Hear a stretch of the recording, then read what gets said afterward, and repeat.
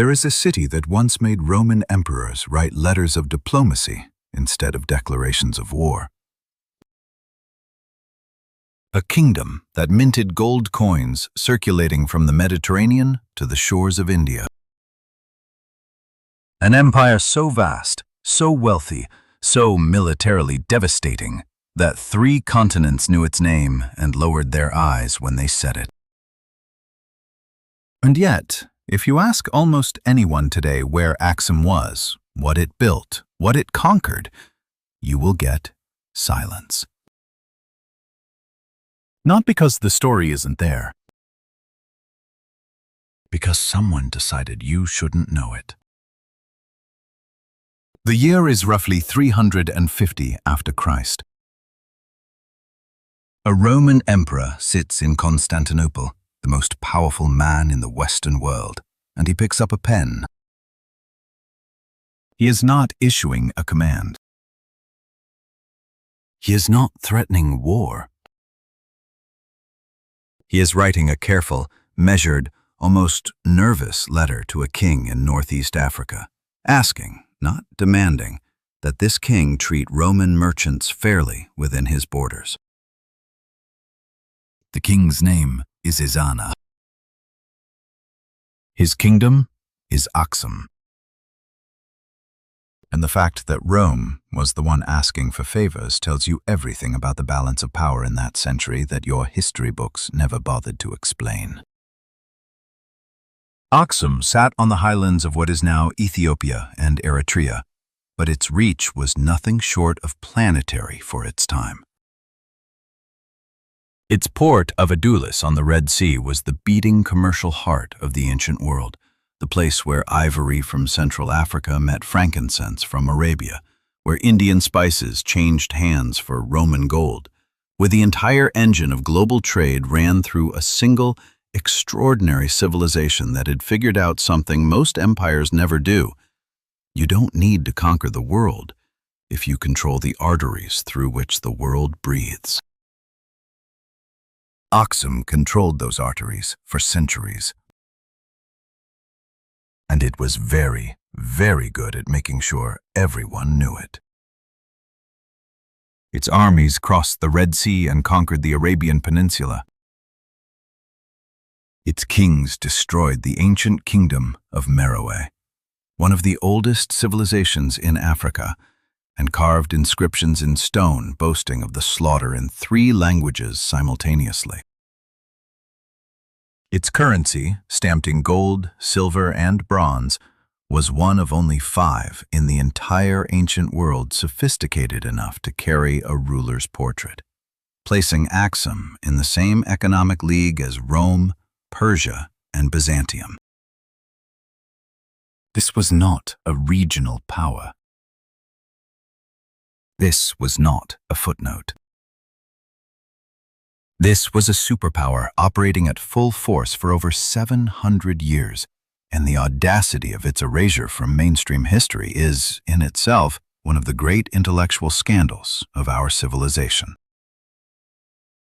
What you are about to hear is the true story of Aksum, the rise, the dominance, the catastrophic fall, and the long, deliberate silence that followed.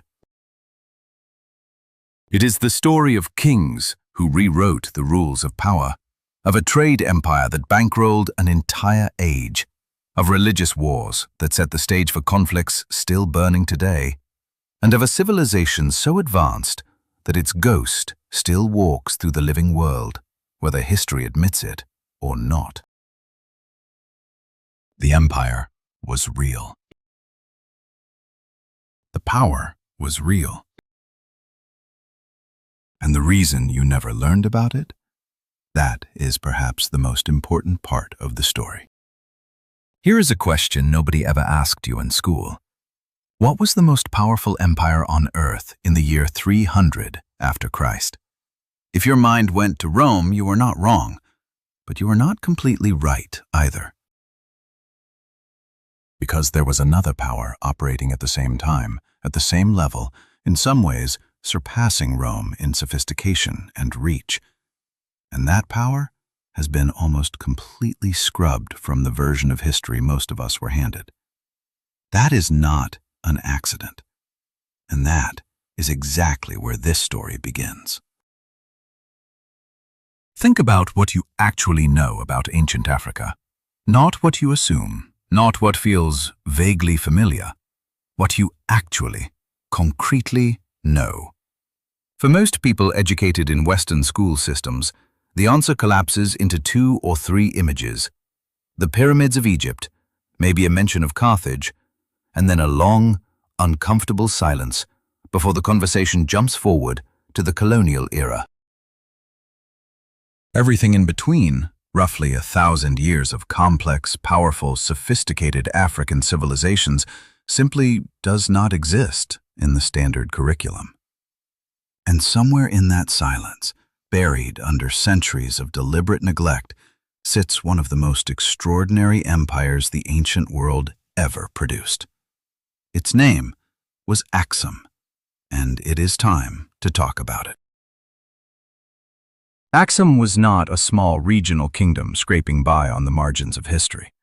At its peak, it controlled territory spanning what is now northern Ethiopia, Eritrea, parts of Sudan, and this is the part that stops most people cold, significant portions of the Arabian Peninsula across the Red Sea. Its navy dominated one of the most strategically critical waterways in the ancient world. Its merchants operated from the shores of the Mediterranean all the way to the coast of India. Its gold currency was one of only 5 in the entire ancient world considered stable and prestigious enough to carry a king's portrait, a club that included Rome and Persia and absolutely nobody else for a very long time. This was a superpower, not a metaphor for a superpower, an actual, functioning, terrifying superpower. And yet, here is the thing that should make you furious, or at least deeply uncomfortable. The Greek geographer Cosmas Indicopleustes, writing in the 600s, listed Aksum as one of the 4 greatest empires on Earth, alongside Rome, Persia, and China. 4 greatest empires on Earth. You probably know at least something about the other 3. You could name an emperor, a battle, a monument, a law. Rome gave you the Colosseum and Julius Caesar. Persia gave you Cyrus and Darius. China gave you the Great Wall and the Silk Road. Aksum gave you nothing. Because someone decided that particular chapter of the story was not worth telling. And that decision, made over and over across centuries of scholarship, is itself a story worth examining. Before we go any further, let me plant something in your mind that I want you to hold on to. There is a letter, an actual historical document, in which a Roman emperor writes to an Aksumite king, not as a superior, not as an equal demanding compliance, but with the careful, measured language of someone who knows they need something and cannot simply take it. Rome, writing carefully to an African king. Because the alternative was losing access to trade routes that the entire Roman economy depended on. I want you to sit with that image for a moment, because everything that follows is built on understanding how a kingdom in the highlands of Northeast Africa got to a position where Rome had to choose its words carefully. That is the story. That is what was buried, and we are going to dig it up. The geography is where it starts, and I promise this is the least boring version of that sentence you have ever heard. Aksum sat at the intersection of everything. To its west, the vast interior of Africa, source of ivory, gold, exotic animals, enslaved people, all the raw materials that the ancient world's wealthy classes could not get enough of. To its east, the Red Sea, the critical artery connecting the Mediterranean world to the Indian Ocean trading network. To its north, Egypt and the broader Roman sphere of influence. To its south, agricultural lands rich enough to feed a large and growing population. Aksum did not just happen to be in a good location. Aksum understood its location the way a chess grandmaster understands the board, and it spent centuries methodically turning geographical advantage into political dominance. It built the port of Adulis into the ancient equivalent of a global financial hub, a place where you could arrive speaking Latin and leave having done business with someone who had just sailed in from India. But geography alone does not build empires. What built Aksum into the force it became was something rarer and more dangerous: institutional intelligence. The Aksumites developed a written script, ge'ez, that is still in use today in the liturgical traditions of the Ethiopian Orthodox Church, making it one of the oldest continuously used writing systems on the planet. They constructed monumental stone obelisks, some of them over 30 meters tall, that required engineering sophistication most civilizations of that era simply did not possess. They administered a multi-ethnic, multi-linguistic empire across enormous distances, with enough coherence that it lasted, in various forms, for the better part of a millennium. These are not the achievements of a peripheral culture stumbling through history. These are the achievements of a civilization that knew exactly what it was doing. So why don't we know this? Why is there no Aksum cinematic universe, no popular documentary series with dramatic reenactments of the Battle of Meroë, no high school lesson plan dedicated to Ezana the way there are lesson plans dedicated to Augustus or Alexander? The answer is uncomfortable, and it does not have a single villain. Part of it is the simple mechanics of colonial historiography. European scholars in the 18th and 19th centuries were not particularly motivated to construct narratives that complicated the idea of Africa as a place without history or complexity. Part of it is the destruction and dispersal of primary sources. Aksum's archives, to the extent they existed, did not survive the way Roman archives did. Part of it is linguistic. Most of the surviving Aksumite inscriptions are in ge'ez, a language that fell outside the training of most classical scholars working in Latin and Greek. And part of it, the part that should make you most uncomfortable, is that the erasure was useful. An Africa with a history of sophisticated, independent, world-class civilization is a much more inconvenient Africa for certain narratives to manage. So that Africa was quietly filed away. Here is what I can promise you. By the time this story is finished, you will understand not just what Aksum was, but why its absence from our common knowledge is itself one of the most revealing things about how power works, not just in the ancient world, but right now, today, in the way we construct the past to justify the present. You will meet a king who destroyed one of Africa's oldest civilizations and then converted to Christianity not out of spiritual awakening, but as a calculated act of geopolitical genius. You will see an African navy cross the Red Sea and hold an entire peninsula. You will watch an empire that survived for centuries get unraveled not by a superior enemy, but by a sequence of disasters so precise and so brutal that it almost feels designed. And then you will be left with a question that has no comfortable answer. If Aksum was this powerful, this sophisticated, this consequential, who decided we should forget it? And why did we let them? Nobody builds an empire by accident. Every superpower in history, every single one, started with an insight. A moment when someone looked at the world as it was and understood something that everyone else had missed. Rome's insight was law and infrastructure. Build roads, write rules, and suddenly you can hold together a territory that should, by all logic, fall apart.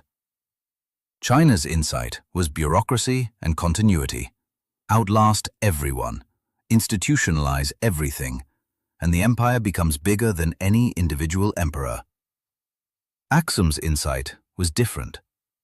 Aksum looked at the map and saw something nobody else had fully grasped. It saw that the most powerful position in the ancient world was not the biggest army or the most fertile land. It was the middle, the place where everything passed through. And then it spent centuries making itself impossible to go around. The highlands of what is now northern Ethiopia and Eritrea are not, at first glance, the obvious birthplace of a world power. The terrain is rugged. The climate swings between extremes. There are no navigable rivers connecting the interior to the coast in the easy, generous way the Nile connects Egypt to the Mediterranean. And yet, this apparent disadvantage concealed something extraordinary: elevation. The Aksumite highlands sat above the disease vectors that devastated armies and populations at lower altitudes. They offered defensible terrain that made invasion prohibitively expensive. They received enough rainfall to sustain agriculture capable of feeding a large population. And they sat, crucially, at a short and manageable distance from the Red Sea coast, close enough to dominate maritime trade, far enough to be protected from seaborne attack. This was not luck. This was a geographic hand that, played correctly, was almost unbeatable. And Aksum played it correctly. The origins of Aksumite civilization stretch back further than the kingdom's imperial peak, deep into a cultural and ethnic mixing that scholars are still working to fully understand. The population that built Aksum was neither purely African nor purely Semitic. It was the product of centuries of interaction between the Cushitic peoples of the Horn of Africa and South Arabian migrants who crossed the Red Sea and brought with them writing systems, agricultural techniques, and commercial networks already plugged into the broader ancient world.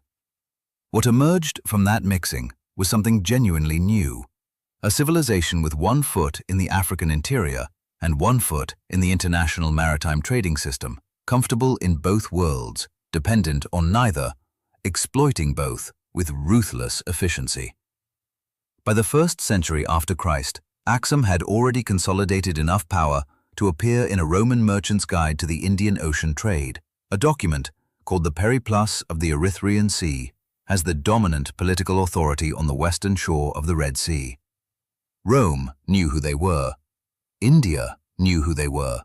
Arabia knew who they were. They were the gatekeepers, and the gate was the Red Sea. The port of Adulis was where Aksum's genius became visible to the naked eye. Situated on the Gulf of Zula, along what is now the Eritrean coast, Adulis was not a natural deep-water harbor of the kind that builds itself into a trading center without effort. It was built, engineered, maintained, expanded over generations into the most important commercial node on the western Indian Ocean, a place where the trade winds of the monsoon system delivered ships from India loaded with pepper, cotton, and precious stones, and where they departed again carrying ivory, tortoiseshell, rhinoceros horn, and enslaved people sourced from deep in the African interior. The markup on those transactions was enormous. The Aksumites did not mine the ivory themselves. They taxed and controlled and facilitated the networks that moved it from the interior to the port, and they took their cut at every step. This is not ancient economics. This is the same playbook that every successful trading empire in history has used, from Venice to the Dutch East India Company to the logistics giants of the modern era. Control the choke point, tax the flow, get rich without ever having to produce the underlying commodity yourself. But here is where Aksum separated itself from the merely clever trading states and became something truly dangerous. It reinvested. The wealth that flowed through Adulis did not simply accumulate in royal treasuries as static gold. It funded armies. It funded infrastructure, roads connecting the highlands to the coast, storage facilities, administrative systems capable of managing a multi-ethnic empire across vast distances. It funded the construction of those extraordinary stone obelisks, stelae, that still stand in the city of Aksum today, some of them among the largest single stone structures ever erected in the ancient world. A public declaration that this kingdom had the organizational capacity and the surplus labor and the sheer will to build things that were supposed to be impossible. When you see those obelisks, you are not looking at decoration. You are looking at a military budget expressed in stone. You are looking at a state that wanted the world to understand exactly how much power it had accumulated and was not shy about displaying it. The agricultural base that supported all of this is worth pausing on because it tends to get lost in the excitement of the maritime trade narrative. Aksum developed sophisticated terraced farming systems in the highlands that allowed it to produce grain surpluses far exceeding what the local population needed for subsistence. Those surpluses fed armies in the field. They fed the artisans and laborers who built the monuments. They fed the port workers and the merchants and the administrators. A trading empire with a weak agricultural base is fragile. One bad harvest, one disrupted shipping season, and the whole structure wobbles. Aksum's planners understood this, and they built a food production system robust enough to cushion the inevitable shocks of an economy dependent on long-distance trade. This was not a kingdom living hand-to-mouth on commerce. This was a kingdom that had engineered resilience into its foundations. The coinage is where all of this becomes undeniable in a single, concrete symbol. Sometime in the 3rd century after Christ, Aksum began minting its own coins, gold, silver, and bronze, carrying the image of the ruling king and inscriptions in Ge'ez and Greek. Think about what that represents. Minting coins is not just an economic act. It is a declaration of sovereignty so complete and so confident that you are willing to put your face on a piece of metal and circulate it among foreign nations, trusting that those nations will accept it as valid currency. Only the most powerful, most stable, most internationally recognized states in the ancient world had that kind of credibility. In the entire history of sub-Saharan Africa in antiquity, only Aksum achieved it. And those coins, recovered by archaeologists from sites across the ancient world, from Egypt to India, are the physical proof, tangible and irrefutable, that Aksum was not operating on the margins of the ancient economy. It was one of the engines driving it. This is the foundation on which everything else rests. The military campaigns, the religious transformations, the Arabian conquests, the collision with Persia and Byzantium. None of it makes sense without understanding that Aksum was not punching above its weight. It was operating at exactly the weight it had built itself to carry, methodically, intelligently, over centuries, through an insight so simple and so powerful that it is almost embarrassing we do not teach it. Find the place where the world cannot avoid passing through, plant yourself there, and never let go. Aksum found that place. Aksum planted itself, and for 700 years, the world paid the toll. There is a stone inscription sitting in the city of Aksum today that most of the world has never heard of. It was carved sometime around the year 350 after Christ, and it describes, in 3 languages simultaneously, Ge'ez, Greek, and South Arabian, a military campaign of such systematic brutality that historians who study it still struggle to find adequate comparisons. The inscription was commissioned by a king named Ezana. It describes how his armies marched into the territory of the Kingdom of Meroë, one of the oldest and most sophisticated civilizations in Africa, heir to thousands of years of Nubian culture, builder of pyramids that predate the Roman Empire, and dismantled it. Not defeated it, not occupied it, dismantled it, so thoroughly that Meroë never recovered. Ezana wanted the world to know what he had done. He carved it in 3 languages so that nobody could claim they hadn't understood. This is the man we need to talk about. Ezana came to the throne of Aksum as a child, which, in the ancient world, was usually a death sentence for a dynasty. Regencies were unstable, nobles sensed opportunity. External enemies probed for weakness, and kingdoms that had taken generations to build could unravel inside a decade when the king was too young to hold a sword. But Ezana had something that partially compensated for his age: a mother who understood power, and advisors, reportedly including a Syrian Christian scholar named Fragmentation, who understood that the boy sitting on the throne was not just a king in waiting, but a potential instrument for reshaping the entire political landscape of the region. The regency held. The kingdom did not unravel, and when Ezana was old enough to lead armies himself, he made up for lost time with a velocity that left his enemies struggling to respond. The campaigns he launched in the early decades of his reign read like a checklist of every strategic threat Aksum had been managing and tolerating for years. Rebellious tribes along the trade routes into the interior, crushed. Nomadic groups raiding the agricultural zones that fed the highland cities, destroyed. Rival polities along the Red Sea coast that had been quietly chipping away at Aksumite commercial dominance, absorbed or annihilated. Ezana did not fight defensive wars. He fought preemptive ones, identifying threats before they fully materialized and eliminating them with a thoroughness that sent an unmistakable message to everyone watching. The cost of challenging Aksum under this king was not defeat. It was erasure. The inscription record he left behind is almost obsessive in its detail. Numbers of prisoners taken, cattle seized, villages burned. Because Ezana understood that the documentation of violence was itself a form of violence. You did not just defeat your enemies. You made sure everyone knew exactly what defeating them had looked like. But the campaign against Meroë was something else entirely.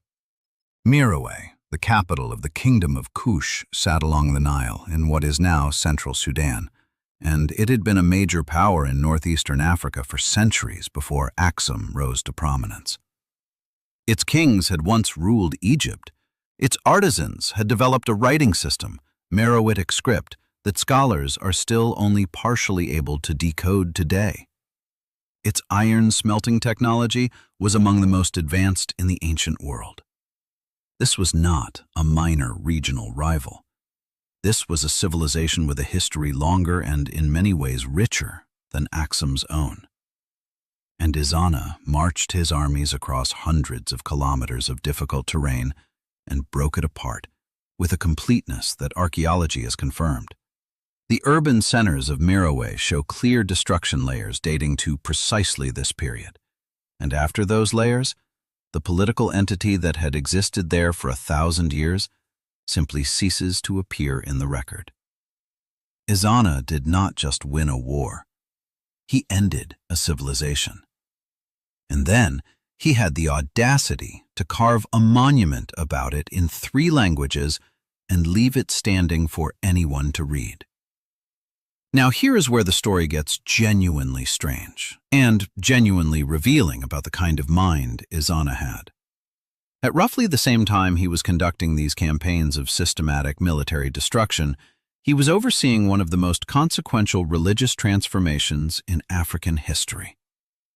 The Aksumite kingdom had traditionally practiced a polytheistic religion centered on a pantheon that included the god Meroë, a deity of war, which tells you something about Aksumite priorities, alongside astral deities and spirits associated with the natural world.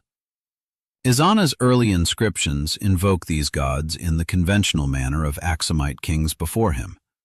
And then, sometime in the middle of his reign, something shifts. The gods disappear from the inscriptions. A new phrase appears: the Lord of heaven and earth. Ezana had converted to Christianity, and he proceeded to make it the official religion of the Aksumite state, making Aksum, alongside Armenia, one of the first kingdoms in world history to adopt Christianity as a state religion, doing so at roughly the same moment Constantine was making the same move in Rome, and possibly before. The question that every serious student of this period has to confront is, was this genuine faith or calculated politics? And the honest answer is that it was almost certainly both, layered in ways that Ezana himself probably could not have fully separated. The personal dimension cannot be dismissed. Frumentius, the Christian scholar who had been part of the royal court since Ezana's childhood, was clearly a genuine influence, and the king's conversion appears to have been sincere enough that he maintained it under circumstances where political expediency might have argued for flexibility. But the political dimension is equally undeniable. By the mid-300s, Christianity was the rising force in the Mediterranean world. Rome under Constantine was Christian. The trading partners that mattered most to Aksum's economy were increasingly Christian. Converting was not just a spiritual choice. It was a membership card in the most important political network of the age. It was Ezana signing Aksum up for the same ideological framework that was organizing the entire Western world, ensuring that Aksumite merchants would be welcomed, Aksumite diplomats would be received, and Aksumite kings would be treated as legitimate peers by the powers that shaped international affairs. It was, in the most literal sense, a geopolitical masterstroke dressed in theological language. The letter from the Roman Emperor Constantius II to Ezana, the one I mentioned earlier, the one written with such careful, measured diplomatic language, dates to this period, and it is illuminating in ways that go beyond its surface content. Constantius was actually writing to ask Ezana to send Frumentius back to Alexandria, where the Roman-aligned church wanted to replace him with a bishop more aligned to their theological position. Ezana refused. Flatly. An African king told a Roman emperor no, and the Roman emperor had no recourse. The trade leverage Aksum held was simply too significant. The military power Ezana had demonstrated too real for the refusal to be challenged. This is the texture of Aksumite power at its peak. Not just the ability to defeat enemies on the battlefield, but the ability to turn down the most powerful man in the Western world and face no consequences for doing so. Ezana's legacy is the pivot point on which Aksum's entire history turns.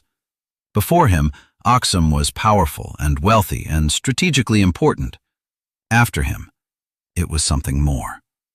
It was the dominant civilization in its hemisphere, a Christian kingdom whose religious identity gave it both internal cohesion and external credibility, a military power that had demonstrated its willingness to use overwhelming force against threats of any size, and a commercial empire whose currency and merchants operated across a larger geographic range than almost any other state on Earth.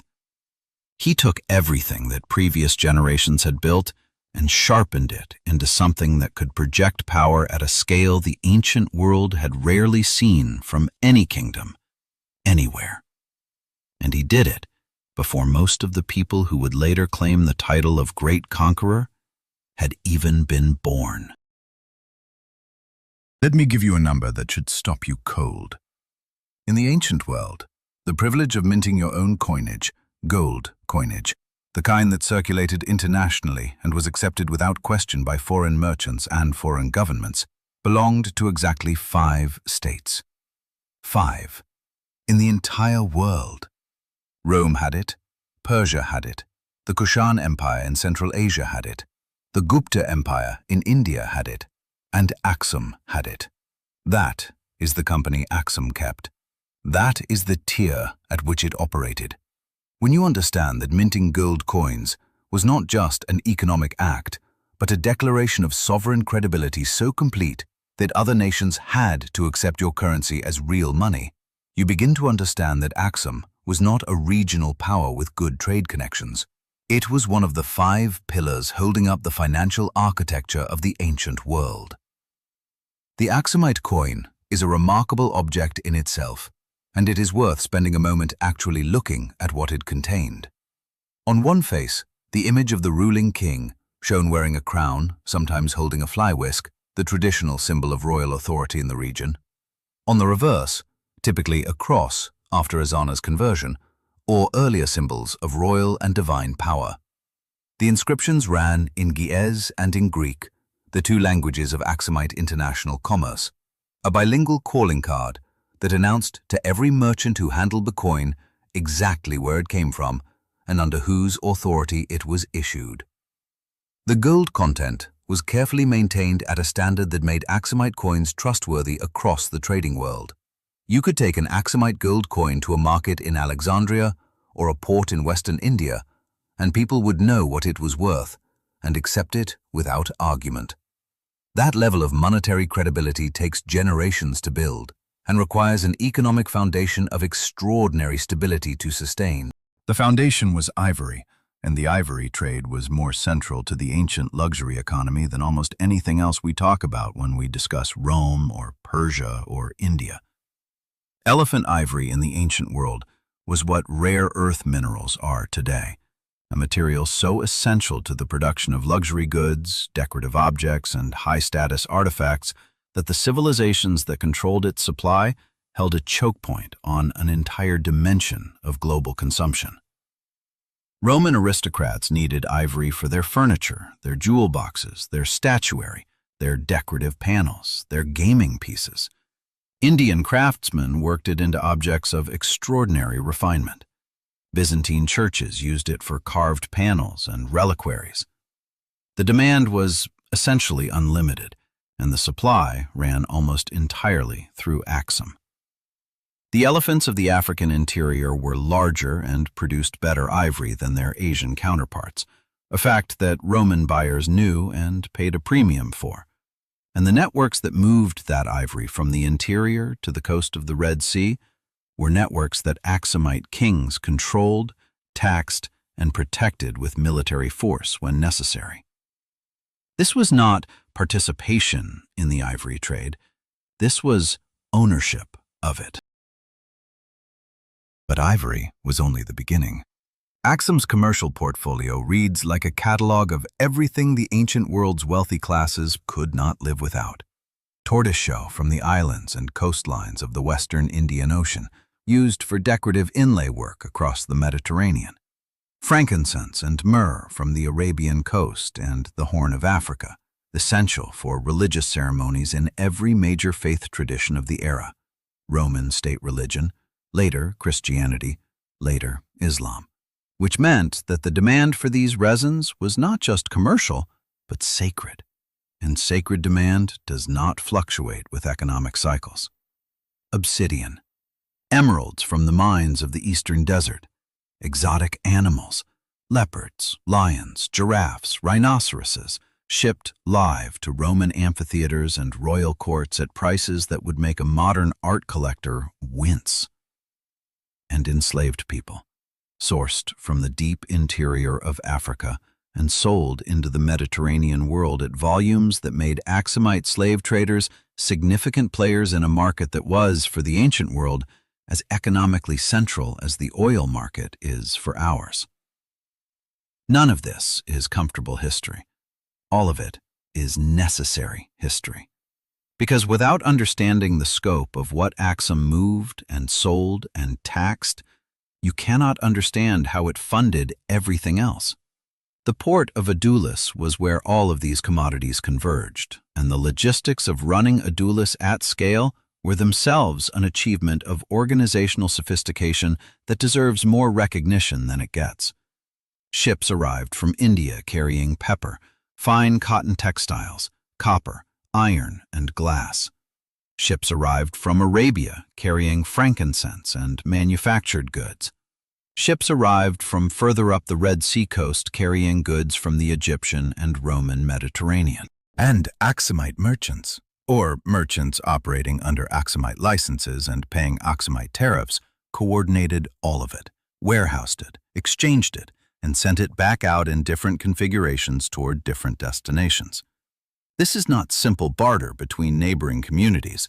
This is multimodal international logistics running on a scale and with a complexity that required literate administrators, standardized weights and measures, enforceable contracts, and a legal and political framework capable of resolving disputes between merchants from a dozen different cultures speaking a dozen different languages. Aksum had all of that. The evidence is in the archaeological record and in the accounts left by foreign merchants who used the port and described, in terms that are sometimes genuinely astonished, what they found there. The inland city of Aksum itself, the capital, was where the wealth pooled and expressed itself architecturally. The stele fields, those extraordinary obelisks of granite hauled from quarries and erected with engineering techniques that scholars still debate, were only the most dramatic element of a city that contemporary visitors described as genuinely impressive by the standards of any civilization. There were multi-story stone buildings, palaces, and administrative structures, of a kind that most African cities of the period did not possess. There were sophisticated water management systems. There were workshops producing refined goods for export and consumption. The city had the density and complexity of a genuine imperial capital, a place where the surplus wealth of an entire trading network crystallized into stone and craft and institutional sophistication. When a Roman merchant or a Byzantine diplomat arrived in the city of Aksum, they were not arriving in a provincial backwater that required diplomatic condescension. They were arriving in a peer capital, and the ones who left accounts of their visits generally had the intellectual honesty to say so. What made all of this economically remarkable, and what separated Aksum from trading states that grew rich but remained fragile, was the multiplier effect of religious conversion on commercial networks. When Ezana made Christianity the state religion of Aksum, he did not just change the spiritual life of his kingdom. He plugged Aksumite merchants into the most rapidly expanding commercial network in the Mediterranean world, the network of Christian communities that stretched from Britain to Mesopotamia, and that, by the 4th century, were increasingly organizing their trade along lines of religious solidarity. Christian merchants preferred to do business with other Christians when possible, not purely out of faith, but because shared legal and ethical frameworks made transactions more predictable and disputes more resolvable. Aksum's Christian identity opened doors in Alexandria, in Constantinople, in the cities of the Levant that might otherwise have required much more expensive diplomatic negotiation to unlock. The conversion was a spiritual act. It was also the most effective trade policy in Aksumite history. The economic picture that emerges from all of this is of a state that had engineered itself into a position of almost structural invulnerability. Its revenue streams were diversified across multiple commodities and multiple trade routes. Its currency was internationally accepted and carefully managed. Its military was funded well enough to protect the trade networks that generated the revenue that funded the military, a virtuous cycle that, once established, was extraordinarily difficult to break from the outside.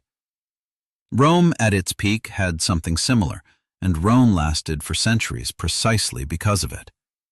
Aksum's version of that cycle ran for the better part of 700 years, funding kings and armies and monuments, and one of the most sophisticated commercial civilizations the ancient world ever produced. The question is not why Aksum was so powerful. The question, the one that the next chapters have to answer, is what it takes to break something that well built. And the answer, when it comes, is not what most people expect. Here is a fact that does not appear in most world history textbooks, does not show up in most documentary series about the ancient world, and will probably surprise you more than almost anything else in this story. For a significant stretch of the 6th century after Christ, a significant portion of the Arabian Peninsula was governed by an African kingdom. Not influenced by, not trading with, governed by. Aksumite governors administered Aksumite law under Aksumite authority in the territory of what is now Yemen, across the Red Sea from the African coast, on the soil of the Arabian Peninsula that most people think of as exclusively Arab in its ancient history. An African empire crossed an ocean and held Arabia. And the reason it happened tells you more about the ancient world's religious wars and proxy conflicts than almost any other single event of the era. To understand why Aksum invaded Arabia, you have to understand what southern Arabia looked like in the late 5th and early 6th century, because it was not a stable or unified place. The kingdom of Himyar dominated the region, a sophisticated South Arabian state with its own writing system, its own monumental architecture, its own long history of trade and political complexity. Himyar had converted to Judaism sometime in the late 4th or early 5th century, a conversion that was genuine enough to produce kings who identified themselves explicitly as defenders of the Jewish faith and who maintained close diplomatic and religious ties with Jewish communities across the ancient world. This put Himyar on a collision course with Aksum that was not primarily military or commercial, though it was both of those things too. It was theological. In a world where the two rising universal faiths, Christianity and Judaism, were competing for the allegiance of states and populations across the known world, Himyar and Aksum represented opposing camps in a proxy religious war that the great powers of the era, Byzantium and Persia, were actively fueling from the sidelines. The immediate trigger for Aksumite military intervention was a massacre. Around the year 520 after Christ, the Himyarite king Yusuf, known to Arab sources by the name Du-Nuwas, launched a systematic persecution of the Christian communities living in his territory. The most devastating episode took place in the city of Najran, a significant Christian community in southern Arabia, where Du-Nuwas reportedly killed Christians in numbers that ancient sources describe in terms of mass atrocity, burning churches, executing clergy, and offering the population the choice between conversion to Judaism and death. The accounts of what happened at Najran spread rapidly through the Christian world, carried by survivors and diplomats and merchants along the same trade networks that connected Aksum to Byzantium and the broader Mediterranean. The Byzantines, who had no direct military route to southern Arabia, turned to the one Christian power that did: Aksum. The message from Constantinople to the Aksumite king Caleb was not subtle. Someone needed to stop Du-Nuwas. Aksum was the only one positioned to do it. And there was, of course, the unspoken understanding that stopping Du-Nuwas would also give Aksum control of the most strategically valuable real estate on the Arabian Peninsula. Caleb's response was one of the most audacious military operations of the 6th century. He assembled a fleet. Ancient sources give numbers that historians treat with caution, but the operation was clearly large enough to transport a significant army across open water and crossed the Red Sea into Himyarite territory. The campaign that followed was brutal and decisive. Du-Nuwas was defeated and killed, with some sources claiming he rode his horse into the sea rather than face capture, a detail that feels almost too cinematic to be true, but appears in enough independent accounts to be taken seriously. Aksumite forces occupied the major urban centers of Himyar, installed a Christian governor, and began the process of integrating southern Arabia into the Aksumite imperial system. Churches were built or rebuilt. Christian religious authorities were installed. The administrative apparatus of Himyar was repurposed to serve Aksumite imperial goals.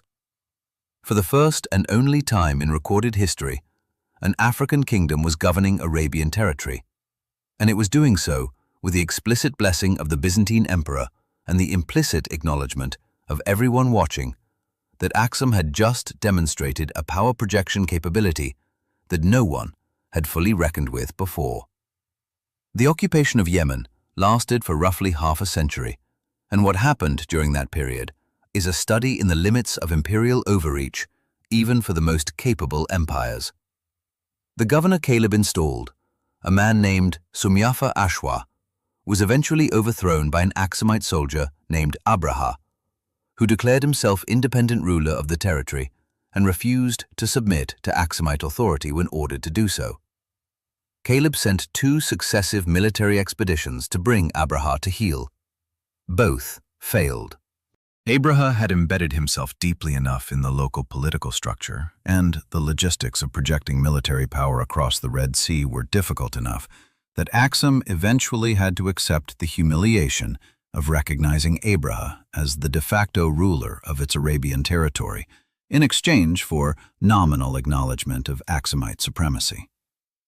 This is the oldest story in imperial history.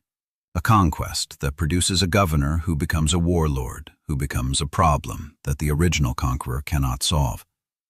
Aksum wrote that chapter of the story too. Abraha is himself a figure of extraordinary historical significance, and his story intersects with events that would shape the entire subsequent history of the world in ways that could not have been predicted at the time. He launched his own military campaigns to extend his authority across the Arabian Peninsula, and one of those campaigns, directed against the city of Mecca around the year 570 after Christ, is referenced in the Quran itself, in the chapter known as the elephant, which describes an army with an elephant being turned back from Mecca by divine intervention.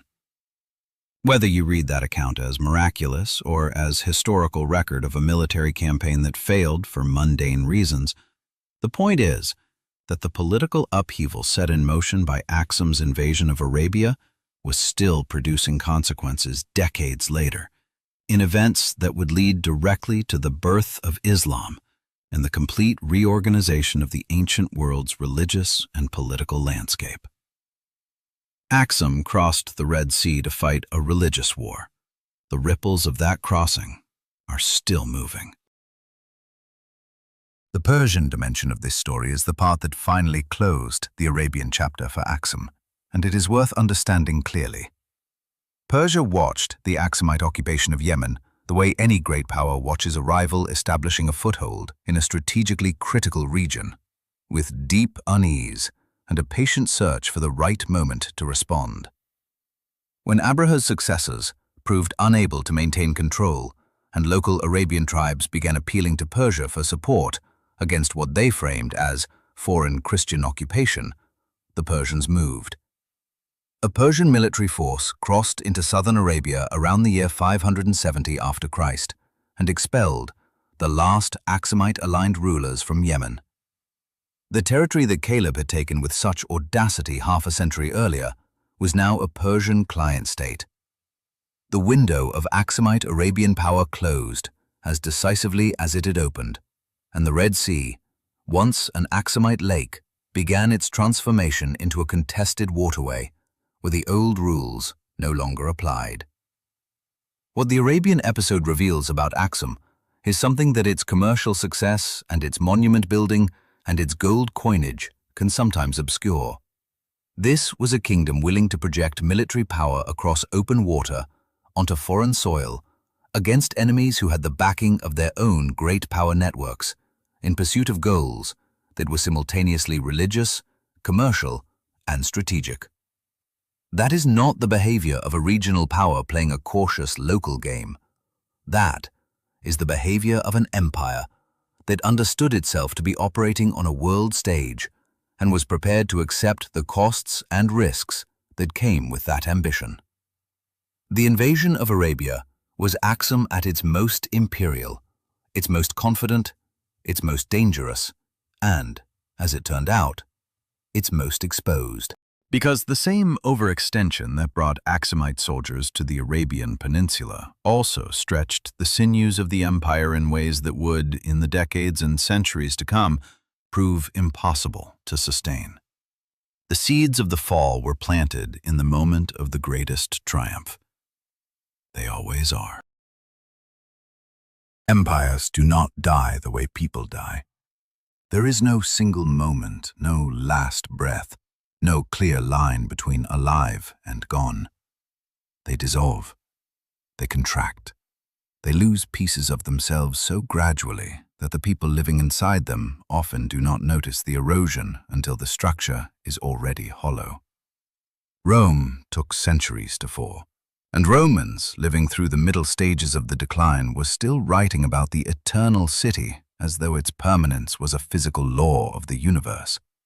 Aksum's collapse followed the same agonizing slow motion pattern, Not a catastrophic defeat on a single battlefield, not a sudden invasion that ended everything in a season, but a decades-long unraveling driven by forces so diverse and so interconnected that pointing to any single cause is an act of intellectual dishonesty.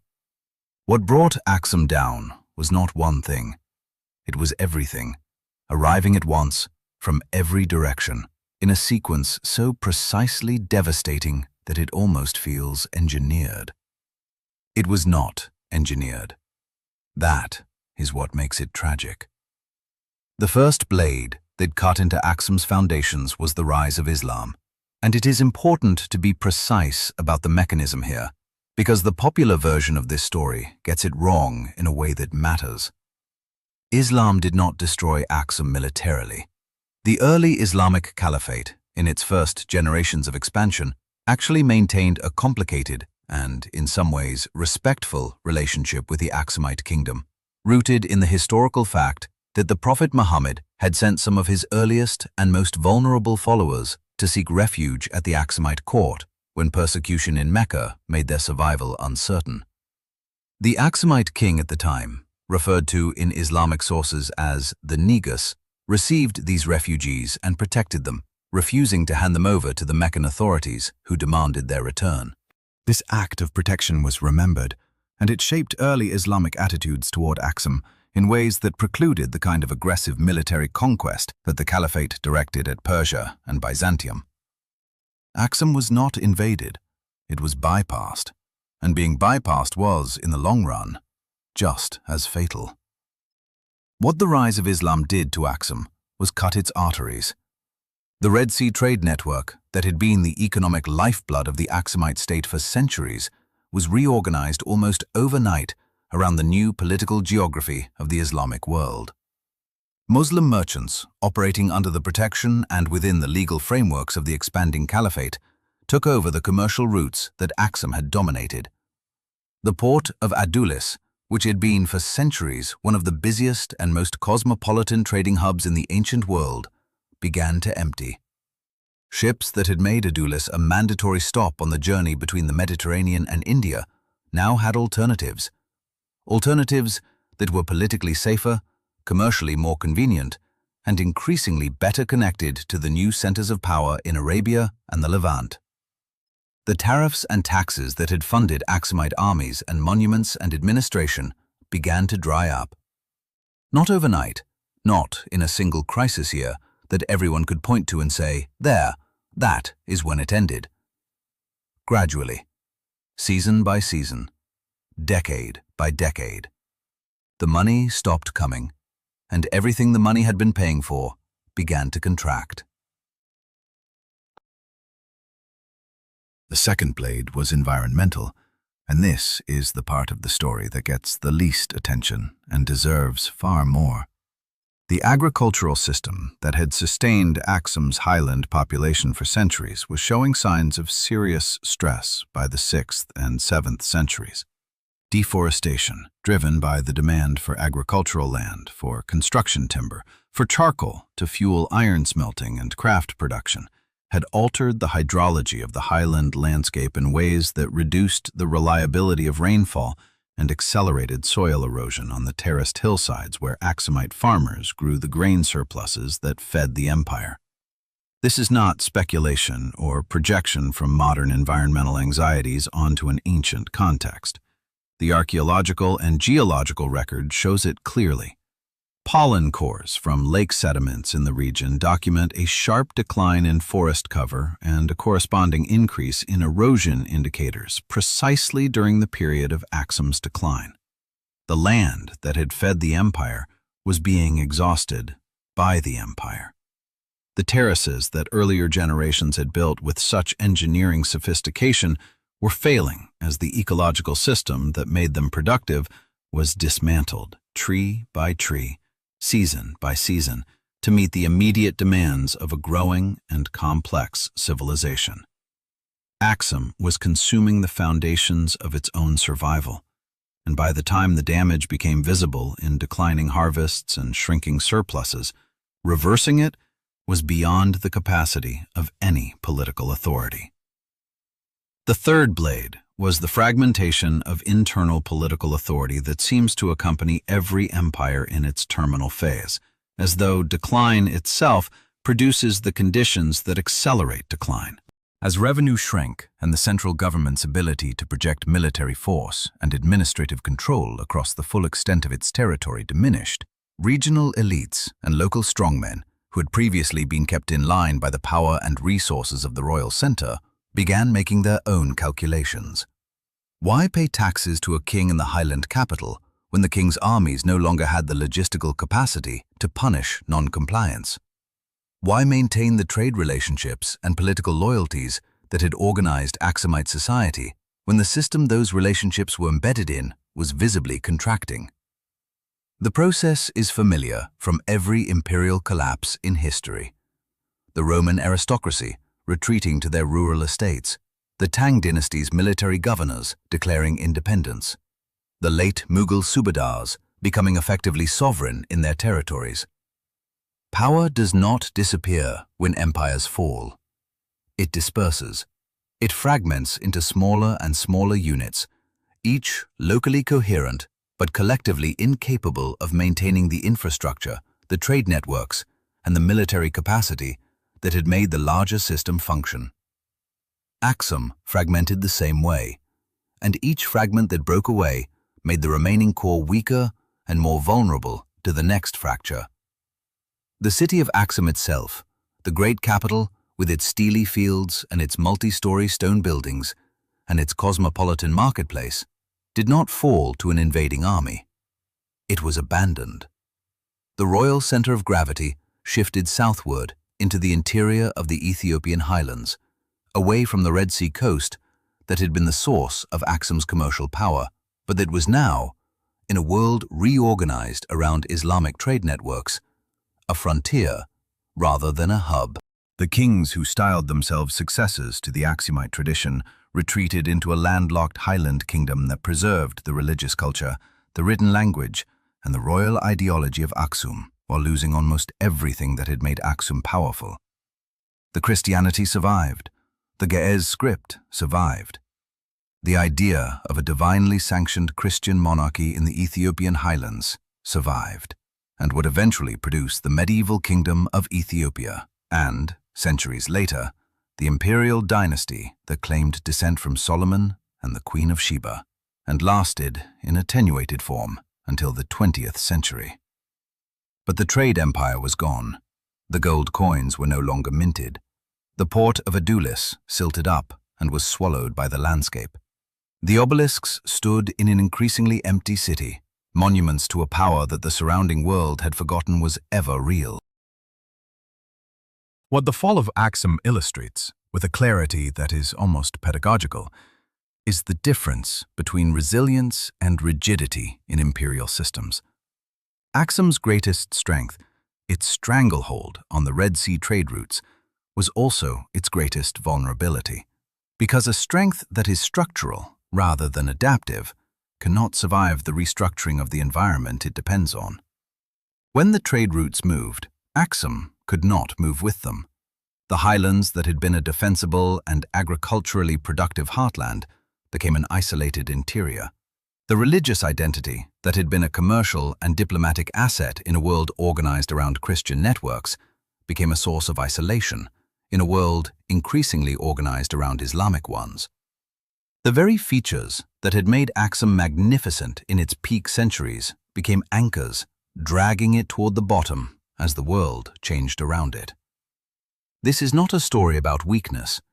It is a story about the specific and terrible way that great strengths, when the context that made them strengths disappears, become the mechanism of collapse.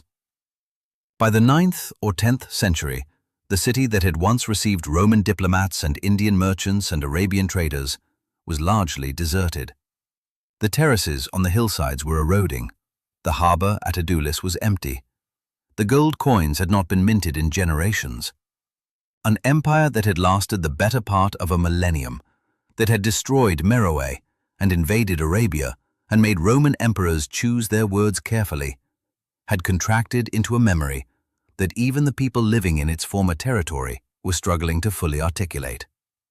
The erasure that the rest of the world would later impose on Aksum's history was, in some ways, anticipated by the erasure that geography and ecology and political fragmentation had already imposed on the empire itself. It did not end with a bang. It ended the way a fire ends when you stop feeding it. Not extinguished exactly, but no longer burning with anything like its original heat. The embers were still there. They are still there. But that is the next chapter. There is a question that has been sitting underneath everything in this story, and it is time to ask it directly. How does an empire that minted gold coins accepted from the Mediterranean to India, that destroyed one of Africa's oldest civilizations, that invaded and held the Arabian Peninsula, that made Roman emperors write careful diplomatic letters, how does an empire like that disappear from the version of history that most educated people in the world carry in their heads? The fall explains the silence inside Aksum's former territory. It does not explain the silence everywhere else. Rome fell too, and we have built an entire civilization of historical memory around it. The silence around Aksum is not the silence of natural forgetting.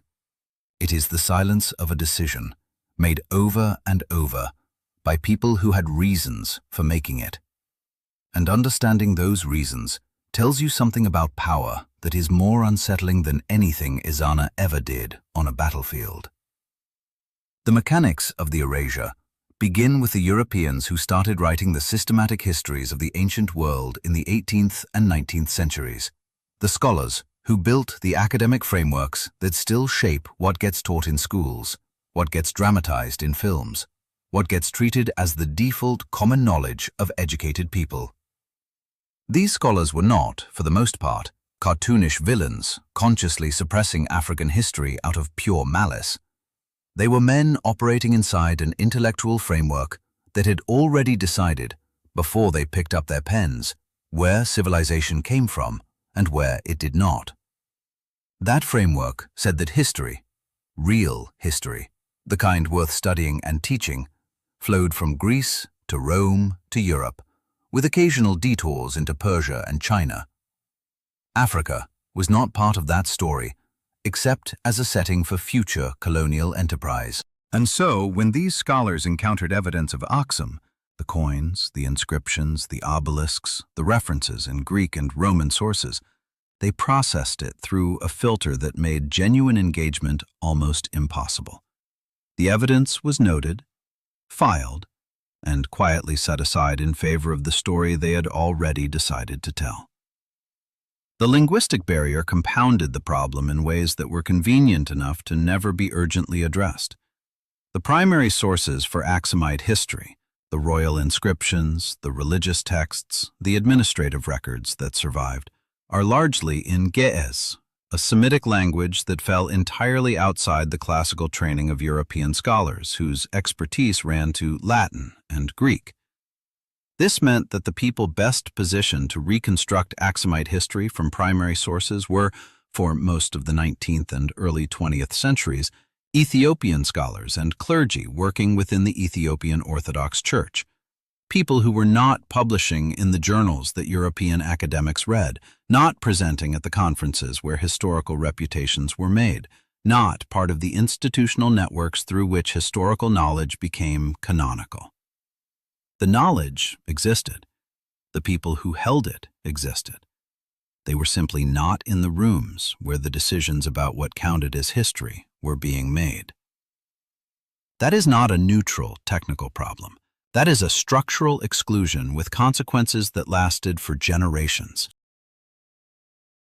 But here is what I want you to sit with, because this is the part that goes beyond scholarship into something more fundamental. The erasure of Aksum was not just an academic oversight. It was useful. An Africa with a documented history of building gold currency empires, projecting naval power across open water, competing with Rome and Persia and Byzantium as a genuine peer, and sustaining sophisticated civilization for 7 centuries, is a very inconvenient Africa for certain narratives to manage. The entire intellectual architecture of European colonialism rested on the premise that Africa was a continent without history, without complexity, without the kind of civilizational achievement that would complicate the moral calculus of conquest and extraction. Aksum did not fit that premise. So Aksum was not incorporated into the standard narrative. It was left in the specialist literature, available to anyone willing to look, but never elevated into the common knowledge that shapes how ordinary people understand the world. The omission was not random.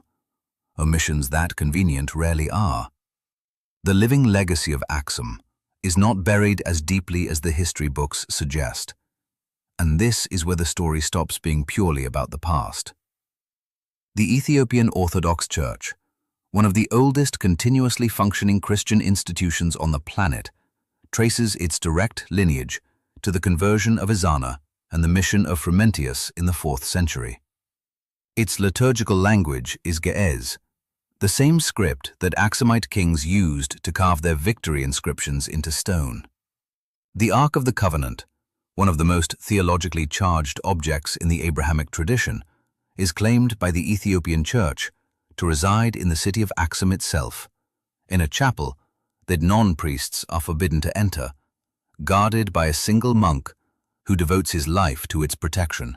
Whether you take that claim literally or symbolically, the point is that the city of Aksum is not an archaeological ruin in the way that Rome or Carthage or Meroë are ruins. It is a living religious center, still carrying the weight of a civilization that the rest of the world decided to forget. The people who lived there did not forget. They never did. The Ge'ez script, developed by Aksumite civilization and used to write royal inscriptions 2,000 years ago, is still the liturgical script of millions of Christians and the basis of the Amharic and Tigrinya writing systems used by tens of millions of people in Ethiopia and Eritrea today. The obelisks still stand, or most of them do.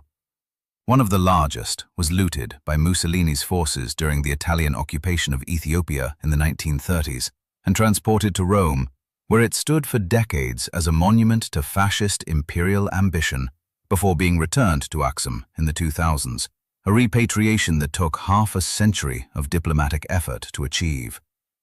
The fact that it needed to be returned from Rome, that an Aksumite monument ended up in Rome, where it stood as Italian state property for 60 years, contains within it almost the entire history of how the relationship between Africa and Europe has been conducted for the past several centuries.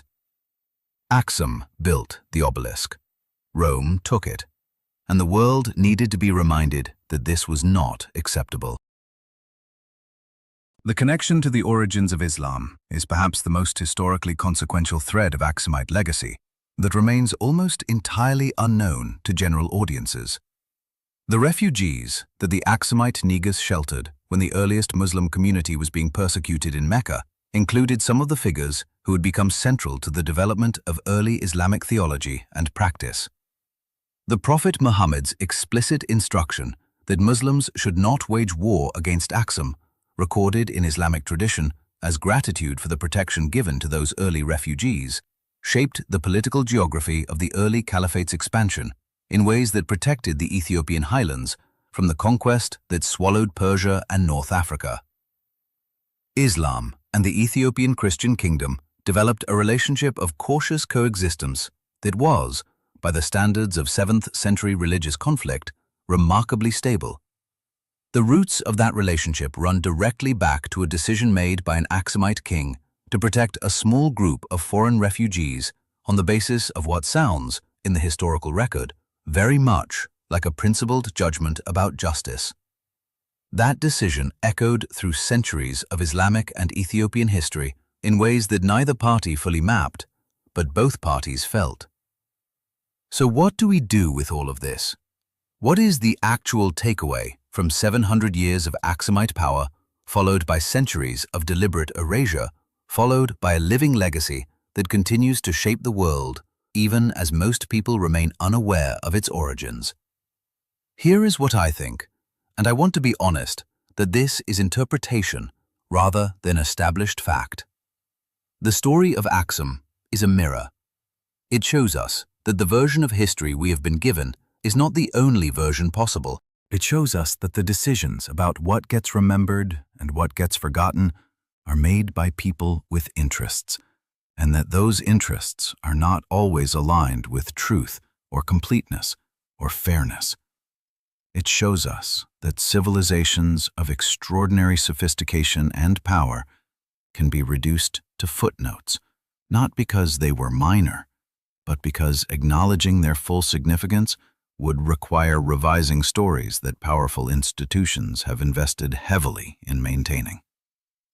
And it shows us that the people whose history was erased did not disappear. They are still there. They kept their church and their script and their memory and their obelisks, and they waited, with a patience that puts most of history's self-declared great powers to shame, for the rest of the world to catch up. If you have listened to this story and feel something shifting in the way you understand the past, good. That discomfort is the point. Aksum was real. Its power was real. Its erasure was a choice. And every choice to erase can be answered by a choice to remember. The question is whether we are willing to do the work that remembering requires, or whether it is more comfortable to keep living inside a version of history that was designed, from the beginning, to leave certain people out. Aksum is still standing in the highlands of Ethiopia, in stone and in script and in faith and in living memory. It has been waiting a long time to be seen clearly. Now you have seen it. What you do with that is up to you.